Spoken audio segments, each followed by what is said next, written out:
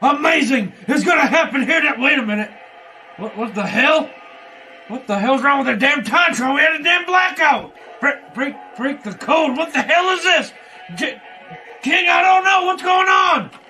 It's a return. It has to be a return. This thing has been going on for a month now. I cannot break the damn code. It's like that game in Super Mario. My God, what is the code? The code is. Who is the code? Is it Mick Foley? Mrs. Foley's baby boy? Who is it? Stone Cold is the code. Save us. Save us, Austin. Austin, save us. My God, it's The Rock. I can't believe it. Who is it? Who is Goldberg? No, it's... Who is Y2J? Y2J, Eddie Guerrero, Owen Hart, Arn Anderson. It is somebody with Y2J. Who is 10, 29, 30? It's the football. My theme song, chant. Who is it? Who is it? Who is it? My God, Stone Cold. Stone Cold is here. He's back with the fireworks. My God, it's Rey Mysterio. Can you smell what Rey Mysterio is cooking? My God, who is it? Who is it? Who is it? Let's see. I do not know, King. Bobby Lashley. That's it. I'll be a son of a bitch. Bobby Lashley. Bret Michaels? No. Ken Kennedy? No. Oh my God, radio. It's Y2J. Y2J. Y2J. Y2J. My God, Stone Cold. Stone Cold. Folks, welcome. I hope you are having a great Saturday morning. Hopefully you've already gotten your errands done. You already got the kids outside to play. It's not wrestling with your budget. It's not wrestling with your thoughts. It is wrestling with emotion. I am Maniac, joined by our correspondent, McAdoo, as well as the real Ernie Green. Gents, how are we doing this weekend? I'm doing great. I mean, a little bit sad after last night, but new day, we got new game going on today, and we have TLC tomorrow. One of my favorite pay-per-views. I think what he's trying to say is it's a new day. Yes, it is. We have to embrace the power of positivity. Rob chiming in, McAdoo looking cute AF. There we go. And speaking of cute AF, WWE trying to make 2020 end cute AF. Put a bow on it as we head towards the stretch run and eventually the road to WrestleMania here. Gents, let's start with McAdoo and then go to Ernie. What are your favorite What's your favorite storyline in WWE right now? I gotta go with the KO Roman Reigns. I mean, I've been harping on the Roman Reigns thing a lot because we've had this potential and they haven't used it. So I mean, I'm just gonna keep riding that train till it fails. I agree with you, but I'll just talk about a different one. Randy Orton and Bray Wyatt, I think they had an awesome feud in 2017 when they culminated in that match at WrestleMania with the weird stuff in the ring. And I think they picked up where it off. I think they have tremendous chemistry. I agree, Ernie. I think this is the Fiend's revenge long term for that WrestleMania match. Rubbed a lot. A very entertaining concept for sure, but the ending and the way the whole thing came together kind of rubbed big time fans the wrong way. I gotta be repetitive here. I mean, besides Lana, who hasn't been thrown through a table in a bit, my favorite storyline, it's the Miz. The insertion and the giving the briefcase to Miz, just like we predicted, has vaulted the briefcase itself into the main overall picture. I still think he could be potentially cashing in on Roman at some point, but let's face it, with WrestleMania just about 95 to 110 days away here, obviously we got to be on high alert for a cash-in, because if he's going to do it and they're going to eventually have him at WrestleMania, they're going to want to do a little bit of a build for that. But it is WWE TLC, typically one of the more extreme events throughout the year. I mean, Extreme Rules, Hell in a Cell have kind of fallen by the wayside. This will be a event where teams are going to use these props, these tables, these ladders, these chairs. With that said, let's skip it around a little bit here. Let's go Ernie first and McAdoo. Before this event, any favorite WWE TLC memories? I think when The Undertaker lost to Edge in '08 in the TLC match, that was kind of a shocker because they had like the whole retirement stipulation on the line, and that was kind of a shocker. And also the tables match between Sheamus and Cena when Sheamus beat Cena out of nowhere to beat the title. I think those two were kind of memories that is it McAdoo's not a fan of that? Oh well, McAdoo was probably devastated that day when his hustle, loyalty, respect guy just plopped through that table. What a moment! That was like a. Sometimes it takes 10 seconds after a WWE match to like comprehend what just happened, and that was one of those endings for sure. I agree. Okay, I'm gonna go with the best pay-per-view. I mean, you got to go back to X7 and Jeff Hardy just hanging off the titles, just getting absolutely speared by Edge coming down. I mean, how can you not love that moment and think that that is the absolute best TLC moment? I mean, you want to talk about big spots and big matches? That's got to be it. No doubt about it. I would say, was that Jeff Hardy CM Punk championship match back in the day? That wasn't TLC. That was just a ladders match. I'm sorry. Jeff Hardy Edge, when Edge was climbing up, and then if you remember, he fell into the slit in the ladder and couldn't move. So he was just stuck while Jeff Hardy ascended and took the title there. Very entertaining match. Yeah, so can't wait to see how these teams take advantage of the Extreme rules, the Extreme props that they're going to use. And before we get into Extreme predictions for this event, I want to talk about another AEW real quick. I know, McAdoo, you've been wanting to get into it a little bit about AEW, Ernie as well. So we'll just start on a broad stroke here for the first introduction because we've typically only been doing WWE for the most part. Right now, and I'll let either of you jump at this. Do you think that WWE is feeling any heat from AEW? Because at the start of it, Triple H was calling it a pissant company on like the Hall of Fame broadcast, stuff like that. Are they feeling the heat right now at all with the ratings? I'll let you go first, Ernie. Go ahead. Oh, I'm sorry. Let me go first. Okay, no. The only bad thing that's going to come out of this, I think, is that they're beating NXT in the ratings, and they're beating them pretty handily. And I still think NXT is a very good show. Just man, I mean, NXT doesn't have Sting on its show, and NXT doesn't have Big Star. You know what I'm saying? So you have one flagship show versus one number 3 show, and the flagship show should beat the number 3 show at any point. And AEW is, they throw a lot of good stuff into their product, but I think that the only thing that's going to come out of that is that they're going to try to quote unquote revamp NXT when there's nothing wrong with it. And I worry about that because NXT is fantastic. Everybody loves NXT. Everybody loves their pay-per-views. But when you get Vince McMahon involved, I think when the second he starts getting more involved to try to win that ratings war, that's when NXT is going to jump the shark. But AEW is a great product. I don't think they're a threat to Raw or SmackDown in any way, shape, or form. Not yet, at least. Yeah, the AEW is a good brand. I mean, I'm glad that they're there trying to push the fans back in the stands and getting us more back to normal, especially in a year like this. And like, I don't think they're there yet because they're still trying to work with Impact Wrestling and they're still trying to work with all these other indies. And you don't see WWE doing that because they know that they don't need to.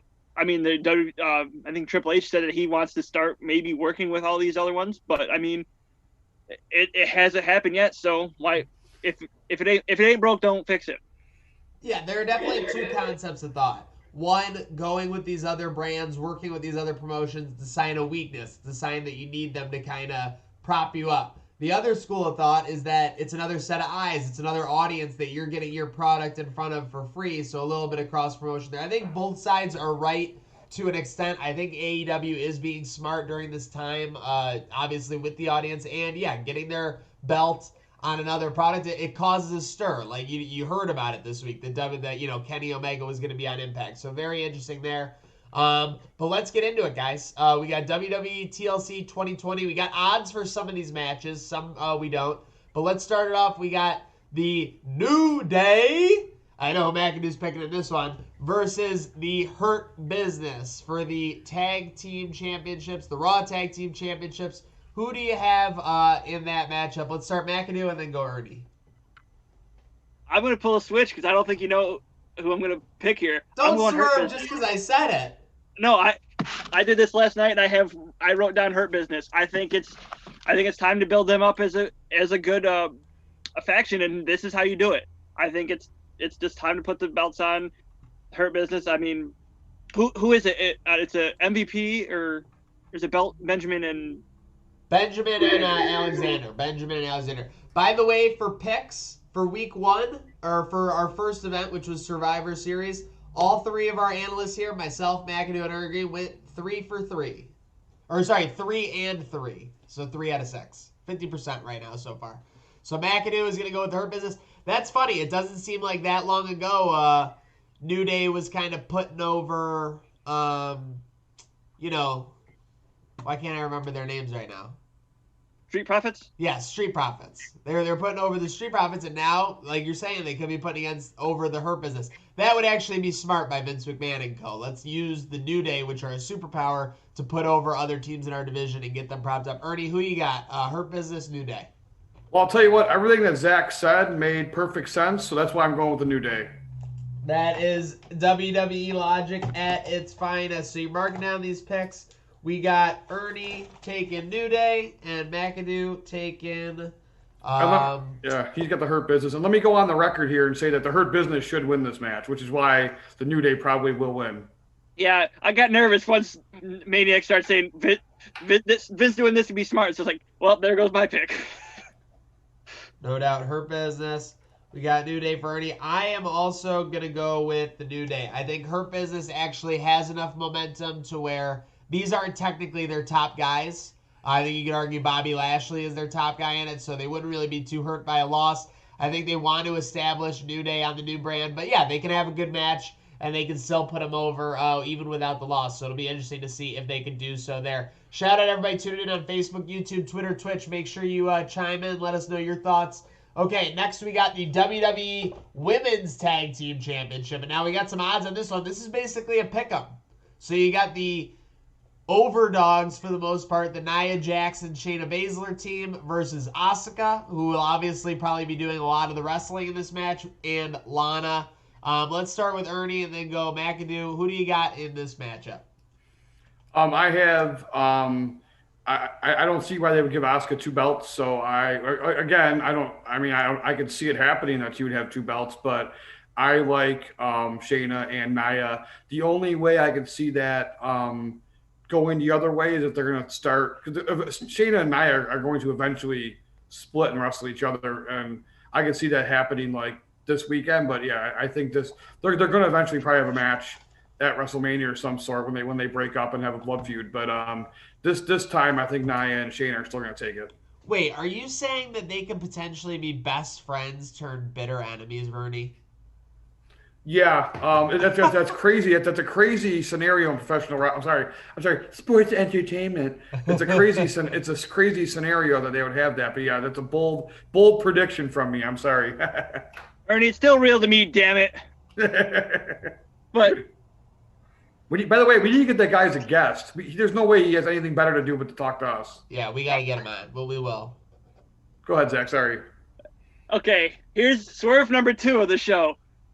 Asuka is going to get beat up by Nia and Baszler. That she will not be able to compete. You're going to see Mandy Rose and Dana Brooke beat both of those 2 for the titles. Wow. I'm calling it right now. Thank you, CBS. Okay. All right, so we got a full swerve for Maggie. So, Maggie, you're predicting Dana Brooke and Mandy Rose? Yeah. Okay. All right, we'll take DB and Mandy Rose for McAdoo.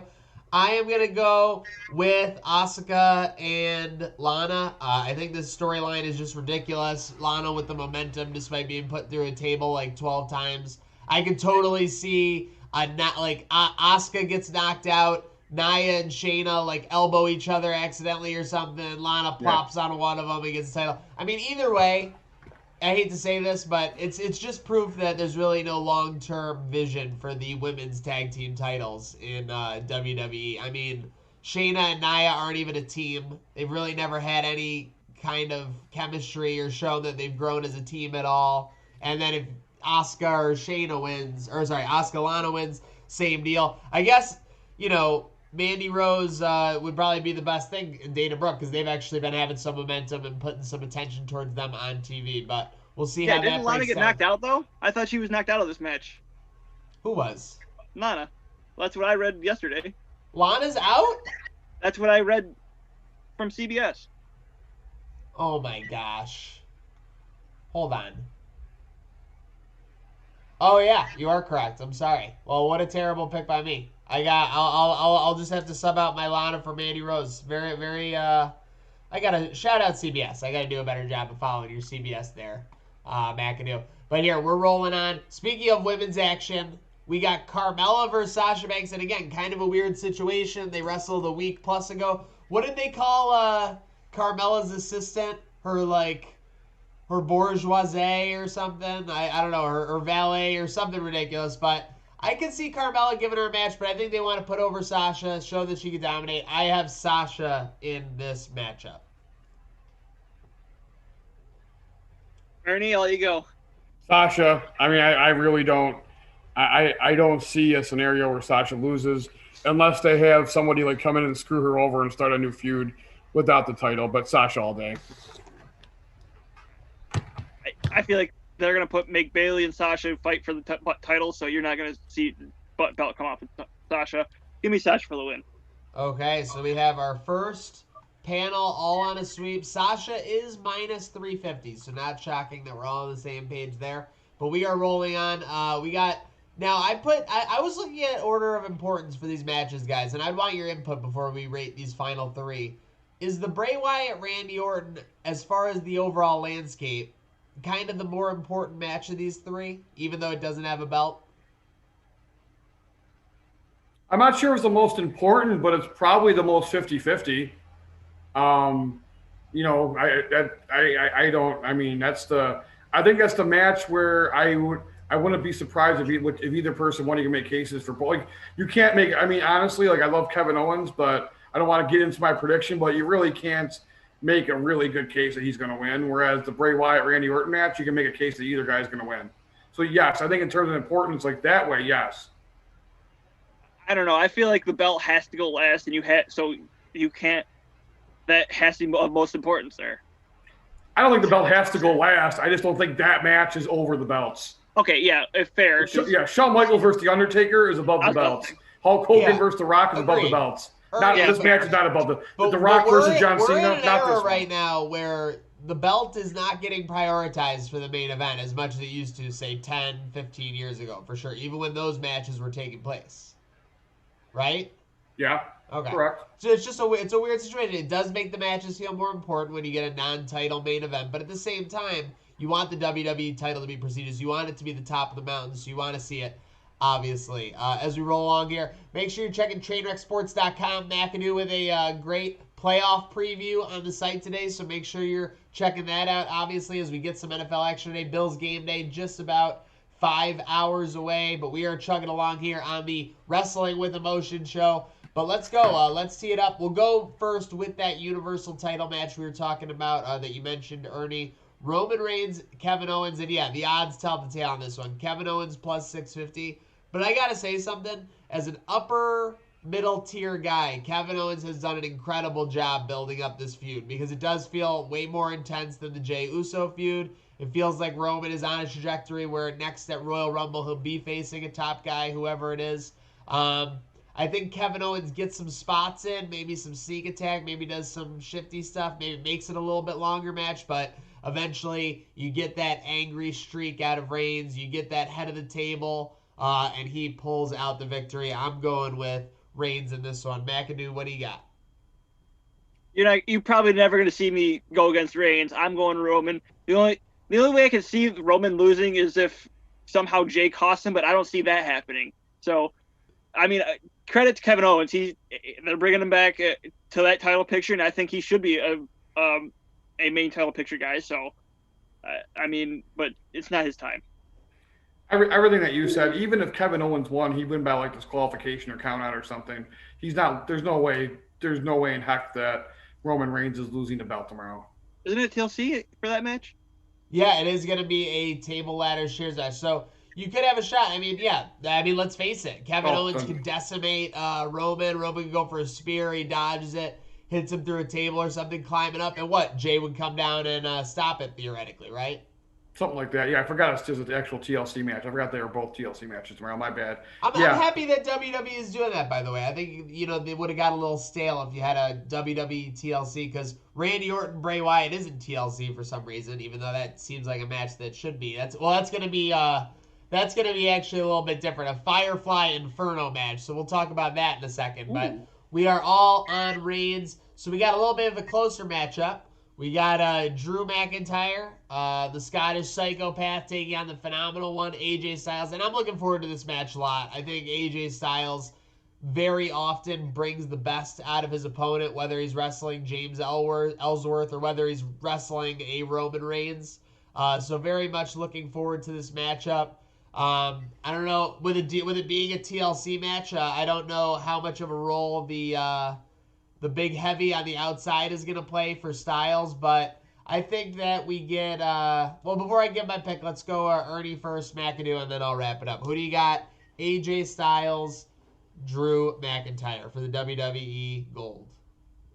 Drew McIntyre, I'd love to see AJ Styles win, and they kind of, set it up to where he has so many people to help him win, but that's just, that's wrestling 101, make the odds insurmountable for your babyface champ so he pulls through and wins. AJ's fantastic. If AJ won, I would be thrilled because he's fantastic. Hall of Fame wrestler, one of the top talents of my lifetime, but I just think Drew's going to take this one heading into WrestleMania. Yeah, I don't see how Styles can win here. I have Drew McIntyre. I honestly think that McIntyre's going to pull the belt down. You'll see Sheamus come out, try to celebrate with him, and turn. That's when you'll see Sheamus versus McIntyre set up for Royal Rumble. So you think Sheamus is going to crush him? I agree. That has been a storyline that they've been teasing towards. But Miz is not going to cash in that spot while McIntyre would be down? Actually, that maybe. Now you got me thinking.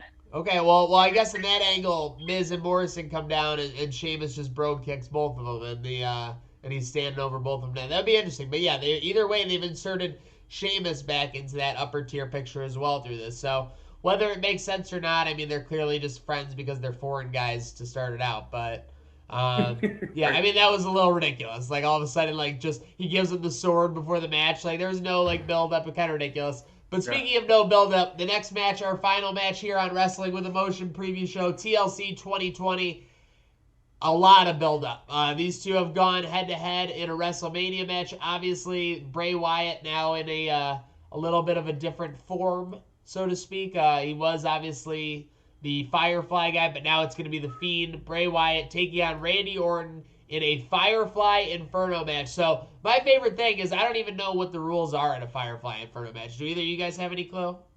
No clue. What's an Inferno match? I'm losing that one too. Well, wasn't the Inferno match like when they have they have the fire? They have the fire around the ring, like when Kane wrestled Bray Wyatt at SummerSlam in 2013. I remember being there for that, and Undertaker wrestled Kane in an Inferno match. The flames are encompassing the ring, so you can't get in. Yeah. When was the last Inferno match? That's what I'm looking at. You guys are absolutely right. It's was that around the side of the ring. Bray Wyatt versus Kane at SummerSlam? Was that the last one? I can't think of another one. Neither can I. I am looking. It does say. I forgot that MVP and Kane had one on a SmackDown. It just looks crazy, but that was Armageddon, wasn't it? What was it?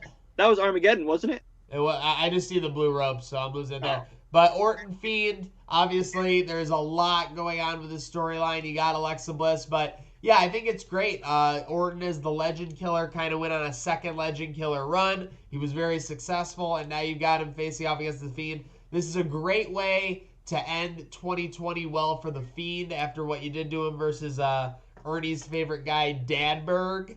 So speaking of Dadberg, speaking of Ernie, lead us off and take your time with this one, obviously, because I can see this being the main event for sure. What do you think happens when Orton and the Fiend face off tomorrow night at TLC? I think Bray Wyatt wins for two reasons. Number one, he needs to win more right now. And number two, they're going to transition Orton and Edge into the WrestleMania program pretty soon. So I can actually see maybe Edge doing some sort of run-in. I'm not sure how he's healed or whatnot, but just being a distraction. and go from there. But Bray Wyatt, and I also think they want to establish Bray Wyatt as a full-fledged like top baby face. And Orton doesn't need to win. Orton can come out on Monday and kick someone in the face and regain all the heat that he would lose from losing this match. So I just think Bray Wyatt makes perfect sense. So don't be if it makes perfect sense, so don't be surprised if Orton wins. Yeah, I mean, I can't say Orton here. It's got to be the Fiend. The Fiend, they want to build him up, and I mean, he lost when they took the belt off him. That was probably one of the dumbest things they could have done because A, he didn't need the belt to begin with, and B, you can't make him lose in a situation like that. And if you make him lose to Orton, you're going to make him lose just as much, if not more, than you did with Goldberg. So I don't see Fiend losing. Yeah, you guys made the points for me for sure. They need the Fiend to get some momentum going. I mean, the crazy thing is that Firefly Funhouse match. They had a Firefly Funhouse match at WrestleMania, right? Him and John Cena. Yeah. I mean, that kind of transformed it from being the Fiend and having the Firefly Funhouse character to like having that Firefly Funhouse character in the ring. So it'll be very interesting to see what Bray Wyatt does.